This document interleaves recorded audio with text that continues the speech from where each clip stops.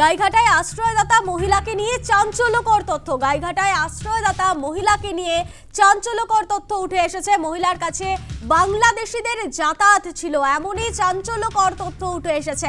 বিস্ফোরক দাবি চেকাঠি গ্রামের পঞ্চায়েত সদস্যার।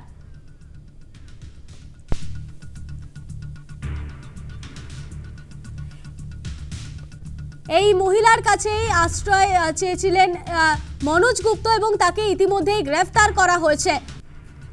পাসপোর্ট জালিয়াতি কাণ্ডে গ্রেফতার করা হয়েছে এবং এই মনোজ গুপ্ত পাসপোর্ট জালিয়াতি কাণ্ডে মাস্টার মাইন্ড বলে জানা গিয়েছে। গাইঘাটায় আশ্রয়দাতা মহিলাকে নিয়ে চাঞ্চল্যকর তথ্য উঠে এসেছে। মহিলার কাছে বাংলাদেশিদের যাতায়াত ছিল। বিস্ফোরক দাবি চেকাঠি গ্রামের পঞ্চায়েত সদস্যার। এই মহিলার কাছেই আশ্রয় নিয়েছিলেন মনোজ গুপ্ত, যাকে ইতিমধ্যেই গ্রেফতার করেছে পুলিশ এবং জানা গিয়েছে মনোজ গুপ্ত পাসপোর্ট জালিয়াতি কাণ্ডের মূল পান্ডা বা মাস্টার মাইন্ড বলা যেতে পারে। গাইঘাটার চাঁদপাড়া থেকে গ্রেফতার করা হয়েছে মনোজ গুপ্তকে। মনোজ গুপ্তকে আশ্রয় দিয়েছিলেন এই মহিলা। পাসপোর্ট কাণ্ডের মাস্টার মাইন্ড এই মনোজ গুপ্ত। আশ্রয়দাতা মহিলার নাম পূর্ণিমা চৌধুরী সাধুকা। গাইঘাটায় আশ্রয়দাতা মহিলাকে নিয়ে চাঞ্চল্যকর তথ্য। ফোনে রয়েছে প্রতিনিধি উৎসব মণ্ডল। উৎসব, এই মহিলার কাছেই আশ্রয় নিয়েছিলেন মনোজ গুপ্ত এবং তাকে ইতিমধ্যে গ্রেফতার করা হয়েছে এবং তারপরে এই মহিলাকে নিয়ে চাঞ্চল্যকর বেশ কিছু তথ্য উঠে এসেছে। এই মহিলার পরিচয় কি জানতে পারছো? দেখো, এইটাই সব থেকে এখন বড় প্রশ্ন যে মহিলার পরিচয় কি। কারণ এই কথা কেন বলছি আমরা, যেদিন মনোজ গুপ্তাকে এখান থেকে গ্রেফতার করে পুলিশ বা গোয়েন্দা দপ্তরের আধিকারিকরা নিয়ে গিয়েছিলেন, তারপরে আমরা যখন তার বাড়িতে যাই আমাদেরকে এই মহিলা জানিয়েছিলেন তার নাম সুমনা মল্লিক। কিন্তু আজকে তার পাড়ায় যখন যাওয়া হয়েছে, মানে এই মহিলা চাঁদপাড়ায় ঢাকুরিয়ায় বর্তমানে ভাড়া থাকেন, কিন্তু এর আদি মহিলার বাড়ি হচ্ছে চাঁদপাড়ার ডোমা গ্রাম পঞ্চায়েতের চেকাঠি এলাকায়। সেখানে গিয়ে জানা যাচ্ছে যে তার নাম পূর্ণিমা চৌধুরী। তার পঞ্চায়েত যে এলাকার পঞ্চায়েত সদস্য তিনি বলছেন পূর্ণিমা চৌধুরী, এবং ওকে বাড়িতে ভাড়া থাকেন তার প্রতিবেশী, তাদের কাছে আরেক নাম বলেছিলেন। স্বাভাবিকভাবে এই দুটো তিনটে নাম উঠে আসছে এবং এখানকার যে ডোমা গ্রাম পঞ্চায়েতের চেকাঠির যে পঞ্চায়েত সদস্য তিনি দাবি করছেন যে তারা এলাকায় এই ঘটনার পর খবর নিয়ে জানতে পেরেছেন যে এই মহিলা অনেক আগেই চেকাঠি থেকে ওখান থেকে জায়গা যার যে জায়গা ছিল সেই জায়গা বিক্রি করে তিনি অন্যত্র ভাড়া চলে গিয়েছেন এবং যখন তিনি চেকাঠিতে ছিলেন সেই সময় তার কাছে বহিরাগত মানুষের আনাগোনা ছিল, তার মধ্যে বাংলাদেশিরাও থাকতে পারে। একই দাবি করছেন ডোমা গ্রাম পঞ্চায়েতের অঞ্চল তৃণমূল কংগ্রেসের সভাপতি। তিনিও বলছেন যে হ্যাঁ, এই মহিলার যখন এই চেকাঠি এলাকায় বসবাস করত তখন তারা খোঁজ নিয়ে জানতে পেরেছেন যে এলাকার মানুষ বলছে তার কাছে বহিরাগত মানুষেরা আসতো, তার মধ্যে বাংলাদেশিরাও এখানে আনাগোনা ছিল। স্বাভাবিকভাবে সেখান থেকে তিনি হঠাৎই জমি বিক্রি করে দিয়ে অন্যত্র ভাড়া চলে গিয়েছেন। এবার এই মহিলার এই দুটো তিনটে নাম আসছে, এখান থেকেই দাঁড়াচ্ছে যে কেন তিনি প্রথম যেদিন সংবাদ মাধ্যমের কাছে তিনি নাম এড়িয়েছিলেন, কেন তার প্রতিবেশী যে ছিল তার কাছে তাদের কাছে তার অন্য নাম বলেছিলেন।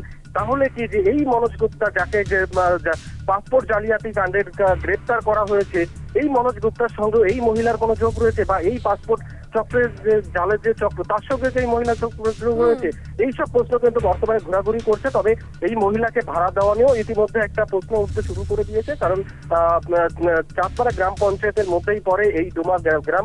ডোমা যে বাড়িতে তিনি ছিলেন এই ঢাকুরিয়া, সেই পঞ্চায়েত চাঁদপাড়া পঞ্চায়েত প্রধান তিনি বলছেন যে বাড়ি ভাড়া দেওয়ার যে নির্দিষ্ট নিয়ম, সেই নির্দিষ্ট নিয়ম মেনে এই মহিলাকে ভাড়া দেওয়া হয়নি। বাড়ির যে মালিক তাকে ওরা অবশ্যই সেই বিষয়ে নোটিশ করে জানতে চাইবেন যে কি কারণে ভাড়া দেওয়া হয়েছিল। তবে সব মিলে বলা যেতে পারে যে এই যে মহিলার কাছে মনোজ গুপ্তা পাসপোর্ট জালিয়াতি কেন্দ্রের মূল চক্র বলা হচ্ছে তিনি আশ্রয় নিয়েছিলেন, সেই মহিলার পরিচয় নিয়েই এখন ধন্দত্রী শুরু হয়েছে। সঙ্গে থাকো উৎসব। গাইঘাটায় আশ্রয়দাতা মহিলাকে নিয়ে চাঞ্চল্যকর তথ্য উঠে এসেছে। মহিলার কাছে বাংলাদেশিদের যাতায়াত ছিল। বিস্ফোরক দাবি করেছেন শেখাটি গ্রামের পঞ্চায়েত সদস্য। আপনারা জানেন ইতিমধ্যেই মনোজ গুপ্তকে গ্রেফতার করা হয়েছে। পাসপোর্ট জালিয়াতি কাণ্ডে গ্রেফতার মনোজ গুপ্ত এবং জানা গিয়েছে পাসপোর্ট কাণ্ডের মূল পান্ডা এই মনোজ গুপ্ত। আশ্রয়দাতা এই মহিলার কাছেই কিন্তু আশ্রয় নিয়েছিলেন মনোজ গুপ্ত।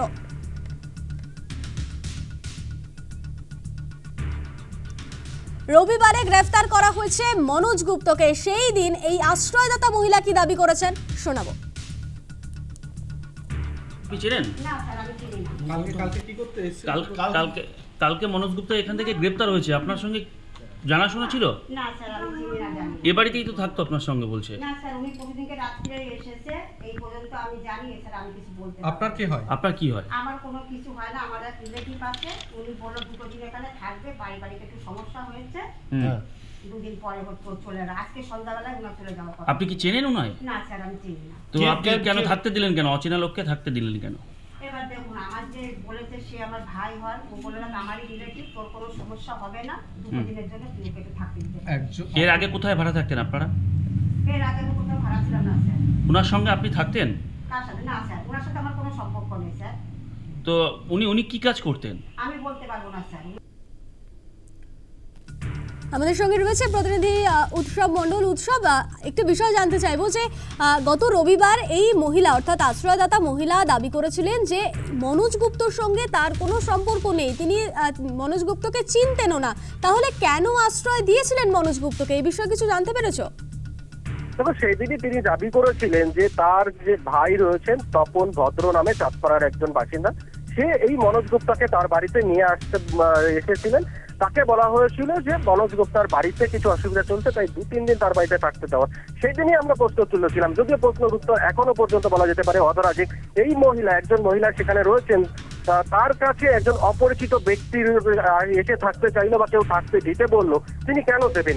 তাহলে কি তিনি নাম যেমন মিথ্যা কথা বলছেন, আজকে যে প্রশ্নটা সব থেকে বড় উঠছে যে তিনি নাম যেমন তার মিথ্যা কথা বলছেন, এক মিথ্যা বলছেন ও এক সময় এক নাম বলছেন, তাহলে কি মনোজ গুপ্তার সঙ্গে তিনি যে দিন আমাদের এই রবিবার দাবি করেছিলেন যে মনোজ গুপ্তাকে তিনি চেনেন না, সেই তথ্য কি তাহলে তিনি মিথ্যা দিয়েছিলেন? এই প্রশ্ন কিন্তু উঠছে। যদিও তপন ভদ্র যার কথা এই মহিলা বলছেন, সেই তপন ভদ্রকের বাড়িতে গিয়ে আমরা কিন্তু তাকে বাড়িতে পাইনি বা তার ফোনে যোগাযোগ করার চেষ্টা করেছিলাম, সে বিষয়ে কিন্তু এখনো তার সঙ্গে যোগাযোগ করাও সম্ভব হয়নি। স্নেহা।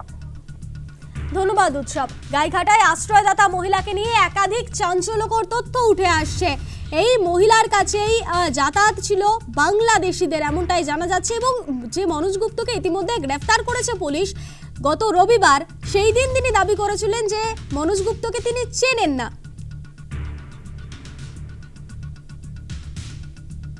এই প্রসঙ্গে স্থানীয় তৃণমূল নেতৃত্ব কি বলছেন শুনব। এই মহিলা এই সেক্রেটারিতেই বসবাস করতো এবং লোকমুখে যেটা শুনছি বিভিন্ন লোকজন বিভিন্ন সময় ওনার বাড়িতে আসা যাওয়া করতো। এখন এই কাজের সঙ্গে যুক্ত কিভাবে, কবে থেকে, এত তো মানুষ গ্রামের লোক খোঁজ রাখা সম্ভব না। ও সেলফ হেল্প গ্রুপে টাকা মারা থেকে শুরু করে বিভিন্ন অবৈধ কাজের সঙ্গে দীর্ঘদিন ধরে নাকি যুক্ত ছিল, এটা আমরা জানতাম না। তো এটা চাইছি যে পুলিশ প্রশাসন সঠিক তদন্ত করে এর একটা বিহিত করুক, কারণ এলাকার মানুষ এই সম্পর্কে সত্যি সত্যি আমরা আতঙ্কিত। এখানে ওর একটা ঠেক ছিল, কোথায় যায় সেটা আমরা জানি না। এটা একটা আশ্রয় কেন্দ্র, এখান থেকেও বেরিয়ে যেত কোথাও। হ্যাঁ, বিভিন্ন লোকের সহযোগিতা করতো বিভিন্নভাবে। স্থানীয় পঞ্চায়েত বাংলাদেশি লোকজন, এখন বললাম তো আগেই যে বাড়িটা একটা অন্য ধরনেরই, মানে বাইরে থেকে সবসময় বন্ধ থাকতো। এবার ভিতরে কারা আসতো, কখন আসতো, কিভাবে, এ তো সবসময় জানা সম্ভব না। তবে এলাকার মানুষের বক্তব্য ওখানে বিভিন্ন লোকের আনাগোনা ছিল এবং অচেনা অপরিচিত লোকজন যাতায়াত করতো বিভিন্ন সময়। সেই হিসাবে এলাকার মানুষজন আমাদের অবগত করেছে এবং আমরাও সেই মতো পদক্ষেপ নিচ্ছি পুলিশ প্রশাসনের সাথে কথা বলে, যাতে আগামী দিনে এইরকমভাবে বাইরের মানুষ এসে আমাদের এই এলাকায় আতঙ্ক সৃষ্টি না করতে পারে, তার জন্য আমরা আগামী দিনে ব্যবস্থা নেব। রবিবার এই মহিলার কথাতেই তপন ভদ্রের নাম উঠে এসেছিল। এরপরেই তপনকে খুঁজে পাওয়া যাচ্ছিল না। আজ খোঁজ মিলেছে তপন ভদ্রের, কি বলছেন তিনি শোনাবো। আমি যে ঘটনাটা করেছি, ঘটনাটা হচ্ছে এই যে আমি একজনকে মানে 1 সপ্তাহ 10 দিন মতন আমি ওনারে ভাড়া নিয়ে টানি, আমি গাড়ি চালাই, ঠিক আছে। এইবার গাড়ি চালাই, এখন উনি আমাকে বলল যে একজন মানে থাকবে 2 দিনের জন্য, ওই যে যাকে নিয়ে আমি চলি। আরে আমি 1 সপ্তাহ 10 দিন মতন ওনার আমি গাড়ি ভাড়া খেটেছি। এই মনোজ গুপ্তাকে আপনি চেনেন না? না না না, শ্যামল বৈরাগী উনি চেনে, ওনার কাছে ছিল, উনি নিয়ে এসে আমার গাড়িতে নিয়ে ওই বাড়িতে করেছে। আমি শুধু একটাই করেছি যে উনি আমাকে বলেছে যে হচ্ছে একটু থাকবে এক জায়গায় একজন, এবার কি থাকবে সেটা আমি অত জানি না। আমি ওনাকে করেছি। যখন মনোজ গুপ্তার সঙ্গে আপনার কতদিনের পরিচয়? আমার সঙ্গে 1 দিনেরও পরিচয় না।